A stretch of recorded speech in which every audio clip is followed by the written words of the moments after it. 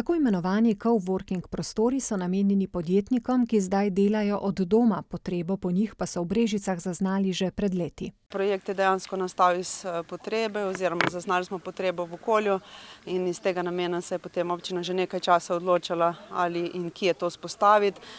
Zdi se nam pomembno, da je tudi v povezavi z obrtno zbornico, da so v neposrednem stiku, tako da če rabijo kakšno vprašanje, da lahko se obrnejo na strokovne osebe.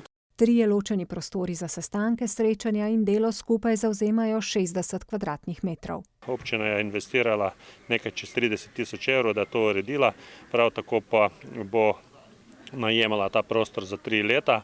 Na voljo je 9 prostorov, odločili smo se, da te prostore zaračunamo zaradi neke resnosti uporabe, tako da imamo 3 cene, mesečni najem, polletni in letni. Cene so dostopne vsem, ki to želijo in ki se na nek način nameravajo resno lotiti podjetništva. Molan ugotavlja, da so se med epidemijo spremenile navade in način dela in da čedalje več podjetnikov deluje iz svojih stanovanj. V bistvu gre za mlade podjetnike in pa za tiste, ki nimajo svojih prostorov.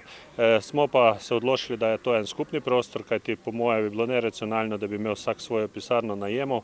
Bistveno bolj je ekonomično, da praktično najamejo takrat, ko jo rabijo.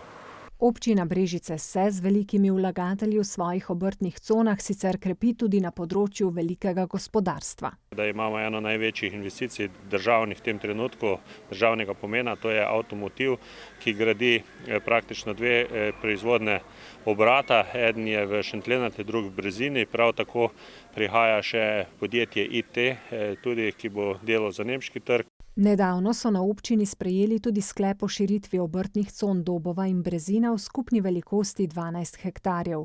V obrtni coni Slovenska vas pa so s spremembo občinskega podrobnega prostorskega načrta omogočili razvoj industrije.